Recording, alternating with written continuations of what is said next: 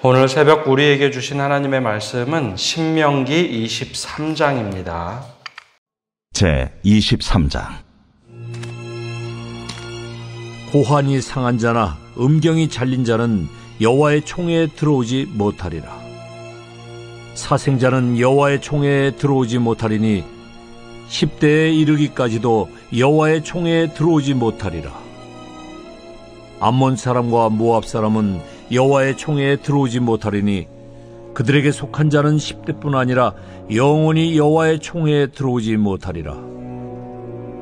그들은 너희가 애굽에서 나올 때에 떡과 물로 너희를 길에서 영접하지 아니하고 메소포타미아의 부돌 사람 부올의 아들 발람에게 뇌물을 주어 너희를 저주하게 하려 하였으나 내 하나님 여호와께서 너를 사랑하심으로 내 하나님 여호와께서 발람의 말을 듣지 아니하시고 내 하나님 여호와께서 그 저주를 변하여 복이 되게 하셨나니 내 평생에 그들의 평안함과 형통함을 영원히 구하지 말지니라. 너는 에돔 사람을 미워하지 말라. 그는 내 형제임이니라. 애굽 사람을 미워하지 말라. 네가 그의 땅에서 객이 되었음이니라. 그들의 3대 후 자손은 여호와의 총회에 들어올 수 있느니라. 네가 적군을 치러 출진할 때에 모든 악한 일을 스스로 삼갈지니 너희 중에 누가 밤에 몽설함으로 부정하거든 진영 밖으로 나가고 진영 안에 들어오지 아니하다가 해질 때에 목욕하고 해진 후에 진에 들어올 것이요 내 진영 밖에 변소를 마련하고 그리로 나가되 내 기고에 작은 삽을 더하여 밖에 나가서 대변을 볼 때에 그것으로 땅을 팔 것이요 몸을 돌려 그 배설물을 덮을지니 이는 내 하나님 여호와께서 너를 구원하시고 적군을 내게 넘기시려고 내 진영 중에 행하심이라. 그러므로 내 진영을 거룩히 하라. 그리하면 내게서 불결한 것을 보시지 않으므로 너를 떠나지 아니하시리라. 종이 그의 주인을 피하여 내게로 도망하거든 너는 그의 주인에게 돌려주지 말고 그가 내 성읍 중에서 원하는 곳을 택하는 대로 너와 함께 내 가운데 거주하게 하고 그를 압제하지 말지니라. 이스라엘 여자 중에 창기가 있지 못할 것이요 이스라엘 남자 중에 남창이 있지 못할지니 창기가 번 돈과 개 같은 자의 소득은 어떤 서원하는 일로든지 내 하나님 여호와의 전에 가져오지 말라. 이 둘은 다 내 하나님 여호와께 가증한 것임이니라.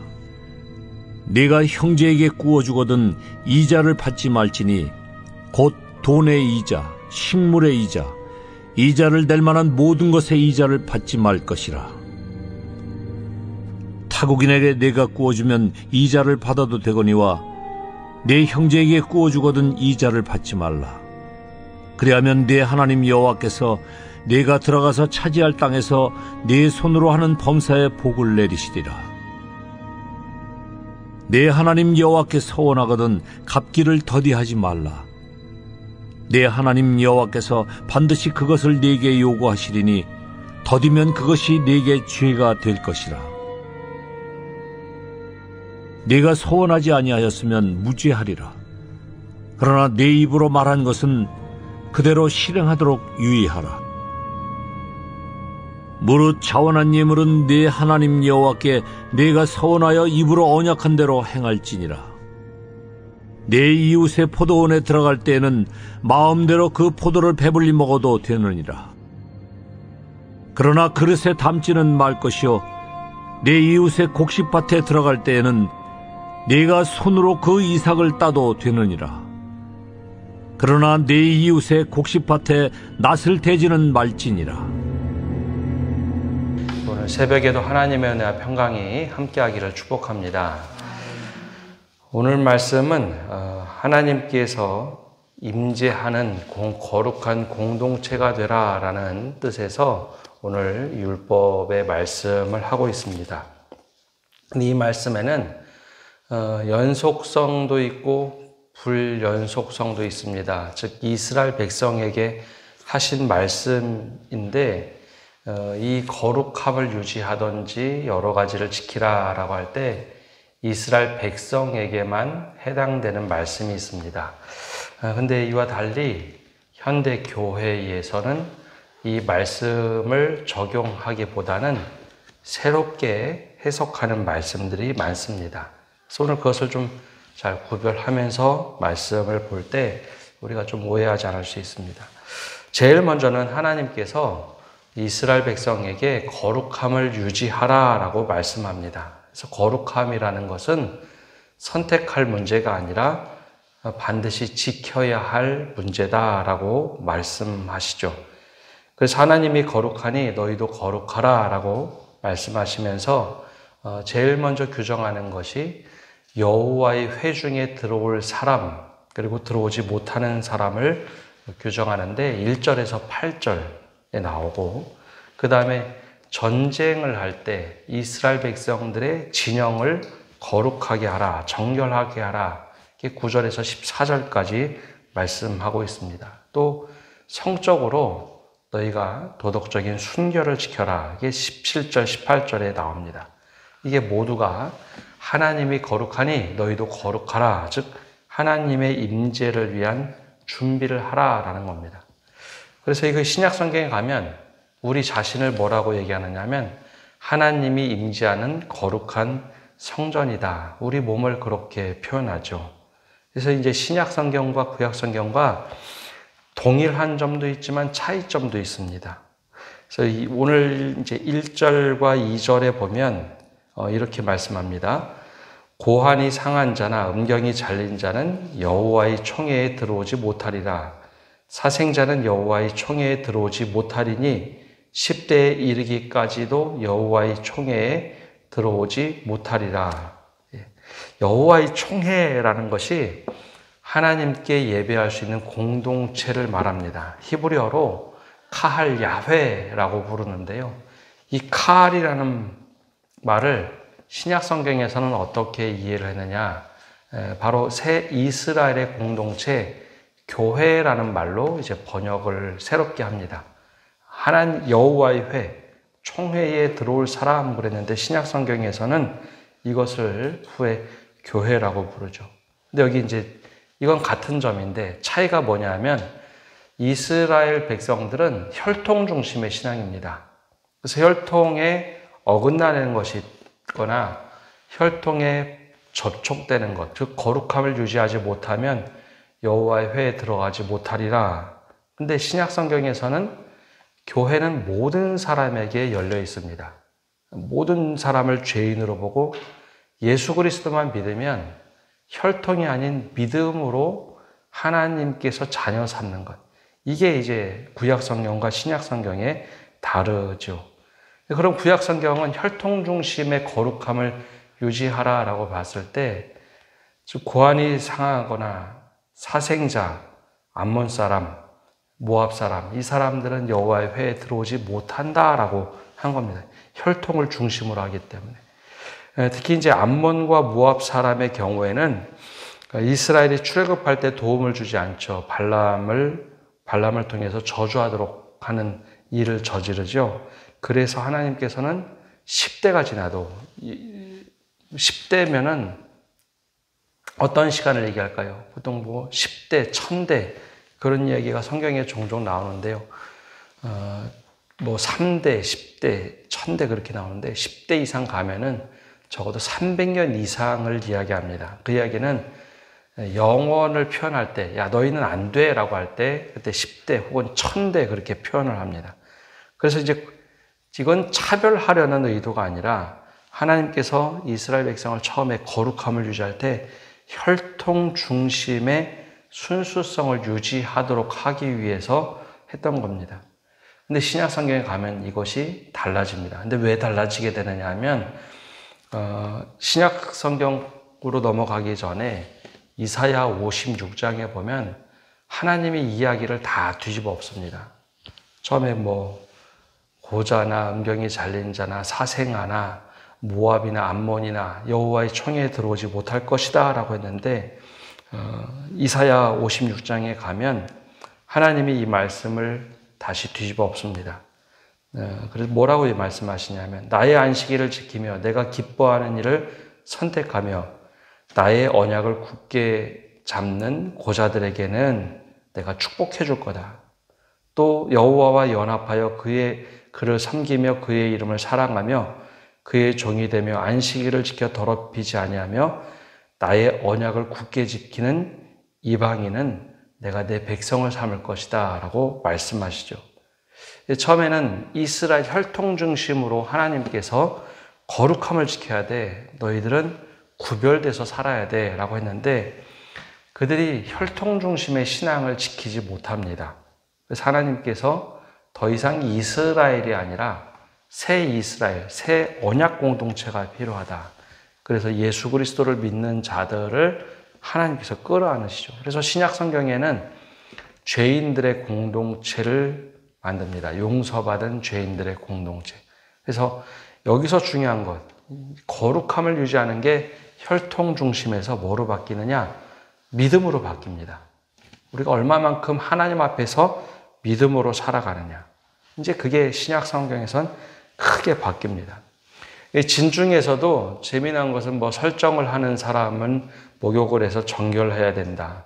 하다못해 변을 보는 것, 그것 또한 하나님이 거룩하게 보지 않았기 때문에 반드시 삽을 가져가서 그걸 덮음으로 하나님이 그 거룩함을 유지하도록 지켜라 라고 말씀하고 있죠.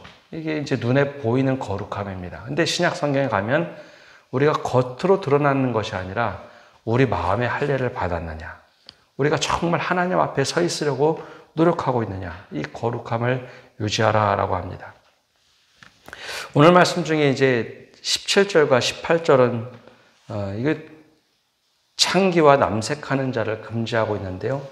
17절, 18절에 이렇게 말씀하고 있습니다. 이스라엘 여자 중에 창기가 있지 못할 것이요 이스라엘 남자 중에 남창이 있지 못할지니 창기가 번 돈과 개 같은 자의 소득은 어떠한 서원하는 일로든지 내 하나님 여호와의 전에 가져오지 말라. 이 둘은 다 내 하나님 여호와께 가증한 것임이니라. 얼핏 생각하면 이거 창기에 대한 이야기만 하는 것 같은데요. 이것은 고대 근동의 문화를 또 이해를 해야 됩니다. 고대 근동에서는 이 창기라라고 불리는 사람들, 즉 남창, 여창, 이것은 이 가나안 신전에서 사제 역할을 하던 사람들을 말을 합니다. 그냥 몸 파는 사람들이 아닙니다. 가나안 신전에서 여 제사장 혹은 남 제사장들이 다산의 신에게 제사를 드리면서 했던 행위들을 이야기합니다. 그래서 거기서 이방 신전에서 돈을 벌어서 하나님 앞에 헌금을 하는 것, 이거는 하나님께서 절대 용납할 수 없다. 물론 성적인 윤리에 저촉되는 것도 있지만 여기에서 더 근본적인 것은 이방 신에게 제사를 지냄으로 돈을 버는 것. 그러니까 이방 신에게 우상 섬기면서 돈을 잔뜩 벌어다가 하나님께 예배하는 것, 그러면서 하나님께 헌금을 하고 하는 것, 이것은 하나님께서 절대 받을 수 없다라고 하는 것. 그래서 하나님께서는 이 말씀을 통해서 거룩함을 지켜라 라고 말씀하고 있습니다. 그런데 하나님의 이것으로만 끝나느냐? 근데 이 거룩함을 지켜라 라는 것 외에도 하나님은 공의로운 하나님이고 긍휼을 베푸시는 분입니다. 그러니까 모압과 암몬의 경우에는 발람을 통해 거짓 저주를 하도록 했던 문제가 있었다면 형제 국가였던 에돔과 오랫동안 종살이했던 애굽이라는 나라는 10대가 지나면 여호와의 총회에 들어오도록 기회를 줍니다. 참 이상하죠. 애굽은 진짜 이스라엘 백성에게는 원수되었던 나라일진데 하나님은 그 애굽을 저주하라라고 하지 않습니다. 뭐라고 얘기하느냐? 3대 후손이 지나면 여호와의 총회에 들어올 수 있도록 긍휼을 베풀어 주십니다. 그게 우리가 생각하기에는 애굽만큼은 영원히 들어오지 못하게 될 텐데 그러지 않습니다. 하나님을 경외하는 이들이 있으면 3대가 지났을 때 그들 들어오게 하죠. 그래서 이것이 이제 신약 성경에 가면 하나님께서 모든 사람을 통해서 손을 활짝 펴고 열어주시는 은혜입니다. 또 하나는 이제 종들에 대한 이야기인데요. 15절과 16절에 보면 이렇게 말씀하고 있습니다. 종이 그 주인을 피하여 내게로 도망하거든 너는 그의 주인에게 돌려주지 말고 그가 내 성읍 중에서 원하는 곳을 택하는 대로 너와 함께 내 가운데에 거주하게 하고 그를 압제하지 말지니라. 여기서 이 종 그러면 히브리 사람을 얘기하지 않습니다. 이 히브리 사람들 안에는 히브리인들은 히브리인을 노예 삼지 말라라는 것을 엄격하게 규정했기 때문에 여기서 말하는 종은 이방인 종을 말합니다. 근데 이방인 종이 주인이 너무 괴롭히고 학대해서 만약에 우리 집으로 도망왔다. 그러면 저 사람의 재산에 문제가 생겼는데 빨리 가서 이야기해주고 이 종을 돌려보내서 죽던지 말던지 신경 쓰지 말라. 그렇게 하지 않습니다. 종이 만약에 도망오거든 주인에게 너무 학대를 받아서 도망오거든 주인에게 돌려주지 말아라. 대신 그가 내 성읍 중에서 원하는 곳이 있으면 그곳에 가서 살도록 하고 내 가운데 거주하게 하고 압제하지 말라. 이게 무슨 얘기일까요? 저기서 도망온 사람이니까 약 좀 잡고서 그 사람을 더 아프게 종으로 삼지 말라라는 겁니다. 그래서 달아난 종을 넘겨주는 것이 고대 근동의 법칙이었지만 이스라엘에서는 그렇게 하지 말라라는 겁니다. 그게 하나님께서 말씀하신 긍휼과 공의입니다.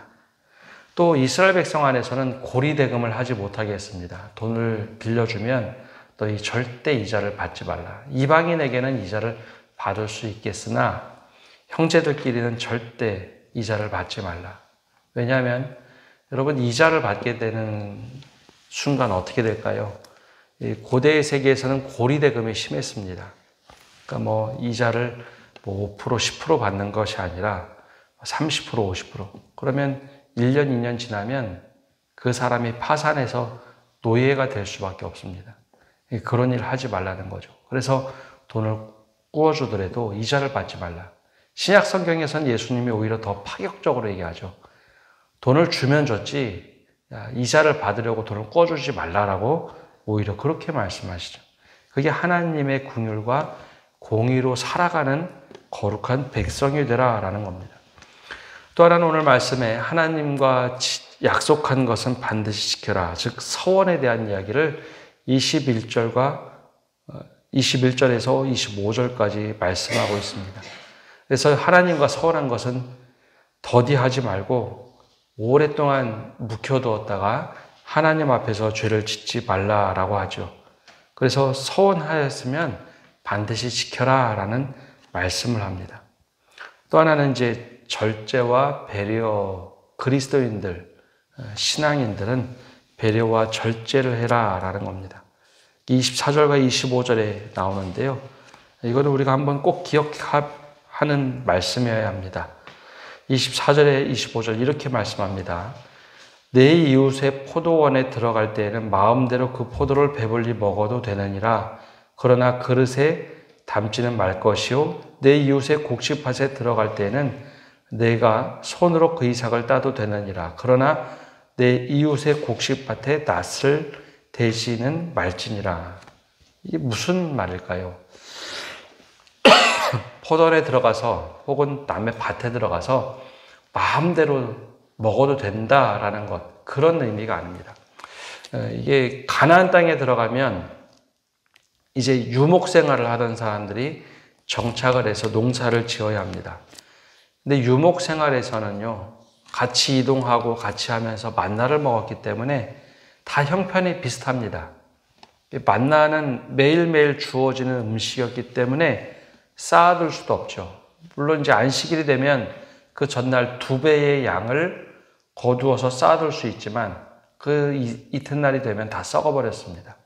근데 가나안 땅에 들어가면 다르죠. 어떤 사람은 농사를 잘 져서 부를 축적합니다. 어떤 사람은 농사가 망해서 가난해져 갑니다. 근데 이제 요즘이 아니라 아주 고대 세계였기 때문에 가난한 사람들은 점점점 가난해지죠. 그러다 보면 먹을 것이 없습니다. 그럼 그 먹을 것 없는 사람들이 어떻게 되느냐? 다른 사람의 집에 포도원에 들어가서 포도를 먹도록 허용하라라는 겁니다. 너 이웃집 가서 포도를 먹어서 굶거나 죽지는 말아야 된다라는 거죠. 그런데 이제 남의 집에 가서 포도를 먹을 때 혹은 밭에 들어가서 곡식을 먹을 때 해야 하는 원칙이 있습니다. 절제입니다. 손으로 따서 먹는 정도만 먹는 거지 그것을 그릇에 담아서 나와서는 안 된다라는 거죠. 여러분 그릇에 담으면 자기가 원하는 만큼 막 담을 거 아닙니까? 그래서는 안 된다. 다른 집에 들어가서 포도원을 딸 때는 손으로 따서 먹는 정도, 네가 먹을 분량만 해야 되지. 그것도 이웃의 배려 때문에 살아가는 거지 네 마음대로 하지 마라. 절제를 해라 라는 거죠. 특히 곡식밭에 들어가서는 손으로 비벼서 그거를 먹는 정도는 이웃도 허용할 것이고 너도 그것은 괜찮다라는 거죠. 근데 그것을 이웃의 집에 들어가서 낯을 대고 와서 막 베고서 자기 집에 가져온다. 그거는 범죄라는 겁니다. 그래서 이 곡식을 추수할 때도 하나님께서 이야기하신 것이 있습니다. 가장자리는 다 추수하지 말아라. 이웃을 위해서 남겨두어라. 땅에 떨어진 곡식까지 다 거둬서 가지 마라. 가난한 이웃이 있으면 그 땅에 떨어진 곡식을 가져다가 먹고 살 수 있도록 배려해라 라는 것이 또 저 신명기 앞에 나오는 말씀이죠.